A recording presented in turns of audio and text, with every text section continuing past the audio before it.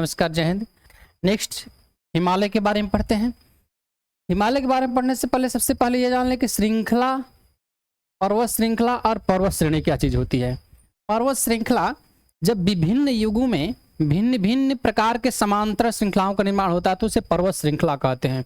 पर्वत श्रृंखला जब विभिन्न युगों में भिन्न भिन्न प्रकार के श्रृंखलाओं का निर्माण होता है उसे पर्वत श्रृंखला कहते हैं। और श्रेणी किसी विशेष पर्वत श्रृंखला के अंतर्गत ही अलग अलग प्रकार के ढाल अथवा अलग अलग भूमियों को श्रेणी नाम दिया जाता है। तो एक प्रकार से हम कहें कि पर्वत श्रृंखला को ही पर्वत श्रेणियों में विभाजित किया जा सकता है।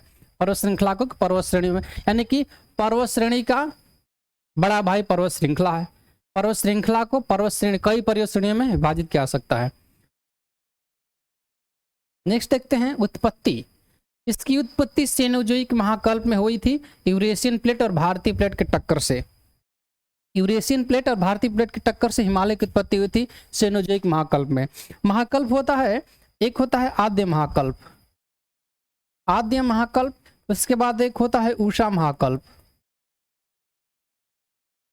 आद्य महाकल्प, उषा महाकल्प, उसके बाद पूरा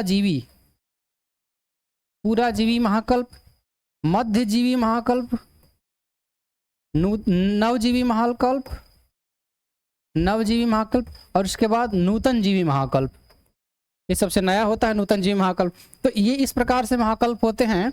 तो सेनोजोइक महाकल्प इसी को बोला जाता है नवजीवी महाकल्प को। तो नवजीवी महाकल्प या सेनोजोइक महाकल्प में ही इसकी उत्पत्ति हुई है हिमालय की। इसके निर्माण के संबंध में दो महत्वपूर्ण सिद्धांत हैं। एक कोबर का भूसन्नति सिद्धांत और दूसरा है हेरियर्स का प्लेट टेक्टोनिक थ्योरी। कोबर का भूसन्नति सिद्धांत और डॉक्टर हेरियर्स का प्लेट टेक्टोनिक थ्योरी। देखते हैं इन दोनों के बारे में। कोबर का भूसन्नति सिद्धांत के बारे में पहले देखते हैं। कोबर का भूसन्नति का सिद्धांत, कोबर जियोसिंक्लाइन थ्योरी। कोबर का भूसन्नति के अनुसार कोबर ने बताया कि आज जहां हिमालय पर्वत है वहां कभी 33 सागर हुआ करता था। 33 सागर होता था, जिसमें जो सागर था जिसमें जल प्रवाहित होता था। एक तरफ था अंगारा लैंड, जो चाइना का भूभाग है, उस प्रकार से अंगारा लैंड, और इधर था गोंडवाना लैंड। अंगारा लैंड और गोंडवाना लैंड दोनों तरफ से नदियां प्रवाहित होकर 33 सागर में गिरती थी।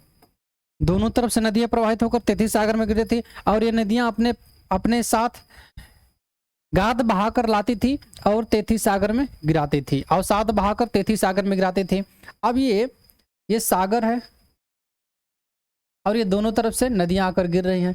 33 सागर में अवसाद बहाकर लाती थी, जिससे 33 सागर में अवसाद भरने लगा। 33 सागर में अवसाद भरने लगा और 33 सागर में अवसाद भरने के कारण 33 सागर में जब भारी जमाव हो गया तो 33 सागर में वलन पड़ने लगा। ये तो 33 सागर इस प्रकार से वलन पड़ने लगा और वलन पड़ने के कारण और अधिक स्पेस मिला और अधिक नदियों ने गाद बहाकर लाया, और जिसके कारण और अधिक वलन पड़ने के कारण इससे 33 सागर ही सिकुड़ने लगा वलन पड़ने के कारण। तो इस प्रकार से 33 सागर सिकुड़ने लगा और अधिक गाद पड़ने लगे। उसके बाद इस प्रकार से सिकुड़ने के कारण ये दोनों लैंड, इधर से अंगारा लैंड, इधर से गोंडवाना लैंड, ये दोनों लैंड आकर आपस में टकराए। और जब आपस में टकराए तो यहाँ पर किनारे पर, इस किनारे पर और इस किनारे पर पर्वतों की तरह उठा। जब वलन पड़ने लगा, मोड़ पड़ने लगा, तो वलन पड़ने के कारण दोनों तरफ पर्वतों से उठा और बीच में भी उठा, लेकिन ज्यादा किनारों पर ही उठा, जिससे इधर क्यूनलुन पर्वत श्रेणी, इधर हिमालय पर्वत श्रेणी और बीच में तिब्बत का पठार, तीनों एक साथ बना। क्यूनलुन पर्वत श्रेणी, हिमालय पर्वत श्रेणी और तिब्बत का पठार। क्यूनलुन पर्वत श्रेणी जो चाइना में है, हिमालय पर्वत श्रेणी ये है, और बीच का पठार जो है कि तिब्बत का पठार है। तो ये कोबर का भूसन्नति सिद्धांत हिमालय पर्वत श्रेणी, तिब्बत पठार और क्यूनलुन पर्वत श्रेणी तीनों की व्याख्या एक साथ करता है। हेरियर्स का प्लेट टेक्टोनिक सिद्धांत ज्यादा इंपॉर्टेंट है। हेरियर्स का, इन्होंने भी बताया कि आज जहां हिमालय वहां कभी 33 सागर हुआ करता था। कोबर ने 33 भूसन्नति बताया था और इसीलिए भूसन्नति को पर्वतों का पालना कोबर ने ही कहा था, कोबर ने भूसन्नति को पर्वतों का पालन कहा था। तो कोबर ने भूसन्नति बताया था 33 सागर को, 33 भूसन्नति। हेरियर्स ने 33 सागर बताया। हेरियर्स के अनुसार जहां आज हिमालय वहां कभी 33 सागर हुआ करता था, 33 सागर हुआ करता था। और जो ये अंगारा लैंड है, ये जो अंगारा लैंड है, ये अफ्रीका के प्लेट से उत्पन्न हुआ है, अफ्रीका के प्लेट के टूटने से बना है। अफ्रीकी प्लेट के टूटने के बाद ये पूर्वोत्तर की ओर प्रवाहित होने लगा, ये गोंडवाना लैंड पूर्वोत्तर की ओर प्रवाहित होने लगा। और पूर्वोत्तर की ओर प्रवाहित होने के बाद ये अंगारा लैंड इधर है, तो अंगारा लैंड से जाकर टकरा गया। और जब अंगारा लैंड से गोंडवाना लैंड जाकर टकरा गया, तो ये 33 सागर के अवसाद जो है कि अवसाद में वलन पड़ने लगा, मोड़ पड़ने लगा, जिसके कारण हिमालय की उत्पत्ति हुई।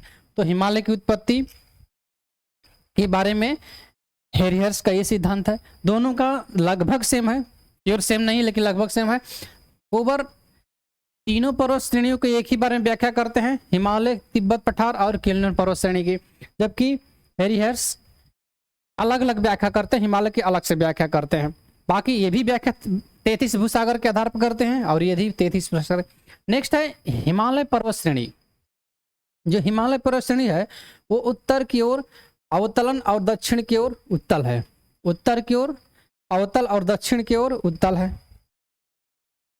हिमालय पर्वत की श्रेणी के बारे में हम दिखाते हैं। यह है हिमालय पर्वत श्रेणी, ये अपना भारत का मैप है, ये हिमालय पर्वत से दोनों एक ही चीज है, ये भी हिमालय पर्वत श्रेणी है। तो ये हिमालय पर्वत श्रेणी है। अवतल लेंस और उत्तल कैसे बनता है, इधर का ये अवतल होता है और इधर का उत्तल होता है, ये सरफेस उत्तल होता है और ये वाला सरफेस अवतल होता है। तो इसी प्रकार से ये उत्तर होगा, इधर उत्तर की साइड होगा तो उत्तर साइड ये अवतल होगा और ये दक्षिण की साइड ये उत्तल होगा। इसी के बारे में कहा जा रहा है हिमालय जो है उत्तर की ओर से अवतल है और दक्षिण की ओर से उत्तल है। वेस्ट टू ईस्ट चौड़ाई घटती है। हिमालय में पश्चिम से पूर्व की ओर जब जाएंगे तो चौड़ाई घटेगी। ये पश्चिम है, इधर ज़्यादा चौड़ा है और जैसे जैसे पूर्व की ओर जाएंगे हिमालय की चौड़ाई घटती जाएगी। तो पूर्व की ओर जाने पर हिमालय की चौड़ाई बढ़ती है, सॉरी हिमालय की चौड़ाई घटती है, इसलिए ऊंचाई बढ़ती है। और ऊंचाई चौड़ाई घटती है, चौड़ाई घटती है लेकिन ऊंचाई बढ़ती है। और ऊंचाई के बढ़ने के कारण ही ढलान भी बढ़ता है, ढलान अधिक होता है। जैसे जैसे पूर्व की ओर जाएंगे क्योंकि ऊंचा होता जा रहा है तो ढाल बहुत ज़्यादा तीव्र ढाल होती जाएगी। तो पश्चिम से पूर्व की ओर जाने पर चौड़ाई कम होती जाती है, ऊंचाई बढ़ती जाती है और ढलान तीव्र होती जाती है। हिमालय की लंबाई लगभग 2500 किलोमीटर तक है और औसत चौड़ाई 400 किलोमीटर से 150 किलोमीटर है। यानी कि पश्चिमी ओर लगभग 400 किलोमीटर है और पूर्वी ओर लगभग 150 किलोमीटर है, ये औसत है। हिमालय की पश्चिमी चोटी नांगा पर्वत और पूर्वी चोटी नामचा बरवा है। पश्चिमी चोटी और पूर्वी चोटी, यहाँ पर एक चोटी है पश्चिमी चोटी और एक यहाँ पर चोटी है पूर्वी चोटी। ये पश्चिमी चोटी है नांगा पर्वत, इसे बोला जाता है नांगा पर्वत चोटी। और यहाँ पर है नामचा बरवा, नामचा बरवा चोटी। तो हिमालय की सबसे पश्चिमी चोटी नांगा पर्वत चोटी और पूर्वी चोटी नामचा बरवा। नामचा बरवा के पास से ही यहाँ से ब्रह्मपुत्रा नदी प्रवेश करती है। हिमालय की सबसे पूर्वी चोटी नंगा चोटी, सबसे पश्चिमी चोटी नंगा और पूर्वी चोटी नामचा बरवा। हिमालय की मुड़े श्रृंखला को पाकिस्तान में सुलेमान पर्वत, अफगानिस्तान में हिंदकुश पर्वत कहते हैं। हिमालय से यहाँ ये जो हिमालय है यहाँ से मोड़ लिया है, यहाँ से एक इधर का हिमालय गया है, एक इधर से गया हिमालय।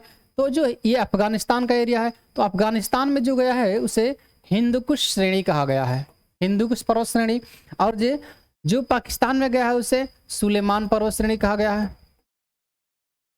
उसी प्रकार से इधर भी हिमालय दो साइड में गया है, एक इधर गया है पूर्वोत्तर भारत में और एक गया है ये म्यांमार के क्षेत्र में।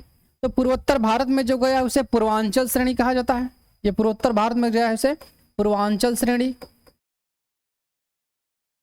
और जो म्यांमार में गया है जो विस्तार है श्रेणी का, उसे अराकान योमा श्रेणी कहते हैं।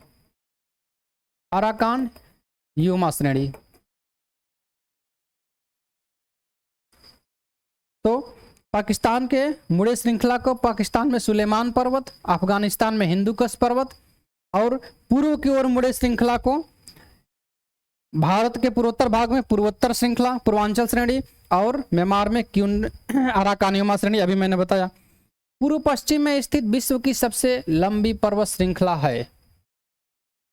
हिमालय के बारे में बात करें तो हिमालय आप देख रहे हैं कि पूर्व पश्चिम में स्थित है, यहीं तो पूर्व पश्चिम का है, इधर पूर्व, इधर पश्चिम, इधर उत्तर, इधर दक्षिण होता है। तो पूर्व पश्चिम में स्थित सबसे विशाल पर्वत श्रेणी है हिमालय। हालांकि उत्तर दक्षिण में स्थित की अगर बात करें तो बहुत सारी श्रेणियां हैं। उत्तर दक्षिण में अफ्रीका में श्रेणी है, अमेरिका में है, इधर यूरोप में भी है, तो कई श्रेणियां हैं। लेकिन अगर पूर्व पश्चिम में विस्तार की बात करें तो सबसे ज्यादा विस्तार पूर्व पश्चिम में हिमालय का ही है।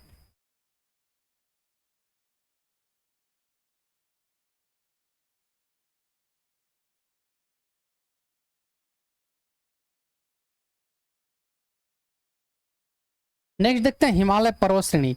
हिमालय पर्वत श्रेणी को कितने भागों में विभाजित किया गया है, किस आधार पर विभाजित किया गया है? एक है श्रेणी जोन के आधार पर, एक है श्रेणी जोन के आधार पर, एक है श्रेणी जोन के आधार पर, और दूसरा है नदी विभाजन के आधार पर। यानी कि नदियों द्वारा, नदी के बहाव के आधार पर, नदियों ने जो विभाजन किया उसके आधार पर एक, और एक श्रेणी जोन के आधार पर। श्रेणी जोन के आधार पर हिमालय पर्वत श्रृंखला को 4 भागों में बांटा गया है। एक ट्रांस हिमालय, एक बृहद हिमालय, लघु हिमालय और उप हिमालय। ट्रांस हिमालय जिसे तिब्बत हिमालय कहते हैं, क्योंकि इधर उधर तिब्बत पड़ता है, पर तिब्बत का पठार, तो इसलिए इसे तिब्बत हिमालय कहते हैं। पार हिमालय कहते हैं क्योंकि हिमालय के उस पार है, इसलिए इसे पार हिमालय कहते हैं। दूसरा है बृहद हिमालय, सबसे बड़ी श्रेणी है हिमालय की, इसलिए इसे बृहद हिमालय या महान हिमालय कहते हैं। सर्वोच्च हिमालय सबसे ऊंची है, इसलिए सर्वोच्च हिमालय, और आंतरिक हिमालय क्यों कहते हैं इसके बारे में भी बात कर रहे हैं। लघु हिमालय अगली श्रेणी है, लघु हिमालय जिसे मध्य हिमालय भी कहते हैं, क्योंकि बीच में है इसलिए मध्य हिमालय कहते हैं। ये ट्रांस हिमालय, पार हिमालय को छोड़ दिया जाए तो मुख्य रूप से ये 3 श्रेणियां हैं। उसे क्यों छोड़ेंगे? क्योंकि वो तिब्बत पठार संबंधित है ट्रांस हिमालय। तो ये मुख्य रूप से 3 श्रेणियां हैं, और इन 3 श्रेणियों में सबसे बीच में है यही, तो बीच में मध्य हिमालय बोलेंगे इसे। इससे छोटी है इसलिए लघु हिमालय बोलेंगे। लघु को निम्न बोला जाता है तो निम्न हिमालय बोले, या हिमांचल हिमालय भी कह सकते हैं, क्योंकि ज्यादा विस्तार इसका हिमाचल प्रदेश के एरिया में है। उसके बाद है उप हिमालय, बाह्य हिमालय, शिवालिक हिमालय। शिवालिक हिमालय या बाह्य हिमालय, बाह्य हिमालय सबसे बाहरी हिमालय है इसलिए बाह्य हिमालय। उप हिमालय क्योंकि सबसे छोटा है, और छोटा को ही उप कहा जाता है, जैसे राष्ट्रपति छोटा उपराष्ट्रपति, तो इस प्रकार से उप हिमालय से बोलते हैं। इधर से देखते हैं मैप के आधार पर, ये हिमालय पर्वत श्रेणी है, ये आप देख रहे हैं सब हिमालय पर्वत श्रेणी है ये। और ये है ट्रांस हिमालय। ट्रांस हिमालय अपना भारत में, यहाँ पे तिब्बत पठार है, यहाँ भी विस्तृत है, इधर भी, ये केवल भारत का दिखाया गया है। तो ये हिमालय के उस पार है, इसलिए ट्रांस हिमालय को पार हिमालय नाम दिया गया था। ये कर्व के आकार में है। अब कर्व के आकार में है, अगर इसे बड़ा करेंगे तो बहुत बड़ा एक वृत्त बनेगा इस प्रकार से, तो इस प्रकार से एक बहुत बड़ा वृत्त बनेगा। ये 3 श्रेणियां हैं, एक ये और एक ये, 3 श्रेणियां हैं तो 3 वृत्त बनेगा। ये वाला ये वृत्त होगा, ये तो सबसे अंदर का वृत्त है, इसलिए इसे आंतरिक हिमालय बोले, इसीलिए इसका नाम आंतरिक हिमालय गया था, आंतरिक हिमालय बृहद हिमालय का। उसी प्रकार से ये बीच वाला है आंतरिक हिमालय के बाद, तो इसे मध्य हिमालय बोला गया इसीलिए, और ये बाहर है इसे बाह्य हिमालय बोला गया, तो इसीलिए इसे मध्य हिमालय बोला गया, और इसको बाह्य हिमालय या शिवालिक हिमालय बोला गया। शिवालिक हिमालय, शिवालिक का अर्थ होता है प्लिस्टोसीन, इसकी उत्पत्ति प्लिस्टोसीन युग में हुई है, इसलिए इसे शिवालिक हिमालय नाम दिया जाता है। और हिमालय का विभाजन जो है कि नदी के आधार पर भी किसी प्रकार से किया गया है, जैसे कश्मीर हिमालय, पंजाब हिमालय एक है कुमायूं हिमालय, एक नेपाल हिमालय और एक असम हिमालय। कश्मीर या पंजाब हिमालय, कुमायूं हिमालय, नेपाल हिमालय और असम हिमालय, ये किस प्रकार से विभाजन है इसके बारे में देखें। ये पूरा हिमालय है। यहाँ से यहाँ से ये नदी है सिंधु नदी, ये सिंधु नदी है। उसके बाद ये नदी है सतलज नदी, ये सतलज नदी है जो सिंधु की सहायक है, सिंधु में जाकर मिलती है, सो सतलज नदी। और इधर से ये नदी है ब्रह्मपुत्रा नदी, ये ब्रह्मपुत्रा नदी, ब्रह्मपुत्रा नदी। ये नदी है जो ये उत्तराखंड है अपना और ये नेपाल है, तो उत्तराखंड और नेपाल की सीमा के साथ साथ एक नदी बहती है जिसे काली नदी बोलते हैं, काली नदी। और ये नदी जो ये अपना सिक्किम का एरिया है, सिक्किम, तो सिक्किम में एक नदी बहती है जो आकर इस ब्रह्मपुत्रा नदी में ही मिल जाती है, और इस नदी को बोलते हैं तीस्ता नदी। इन नदियों ने विभाजन किस प्रकार से किया है? इस प्रकार से किया है कि ये है सिंधु नदी, और सिंधु नदी और ये सतलज नदी। तो सिंधु और सतलज के बीच का जो हिमालय पड़ा इतना, इस हिमालय को बोलते हैं कश्मीर हिमालय। इसमें मुख्य रूप से कश्मीर का एरिया पड़ रहा है, अथवा कुछ पंजाब के भी एरिया पड़ रहे हैं। उसके बाद इस सतलज नदी के बाद में एक नदी पड़ती है यहाँ पर उत्तराखंड और नेपाल की सीमा पर, काली नदी। तो सतलज नदी और काली नदी के बीच का जो एरिया है उसे नाम देते हैं, उस जो हिमालय है उस हिमालय को नाम देते हैं कुमायूं हिमालय। और ये काली नदी और ये तीस्ता नदी, तो काली नदी और तीस्ता नदी के बीच इतना जो हिमालय है, इस हिमालय को बोलते हैं नेपाल हिमालय। ये तीस्ता नदी से ये दिहंग नदी, इस ब्रह्मपुत्रा को ही दिहंग बोला जाता है अरुणाचल, ये अरुणाचल प्रदेश का एरिया है। तो ब्रह्मपुत्रा नदी को ही दिहंग नदी नाम दिया जाता है अरुणाचल प्रदेश में। तो इसलिए इस तीस्ता नदी से दिहंग नदी के बीच का जो ये हिमालय है उसे बोलते हैं असम हिमालय।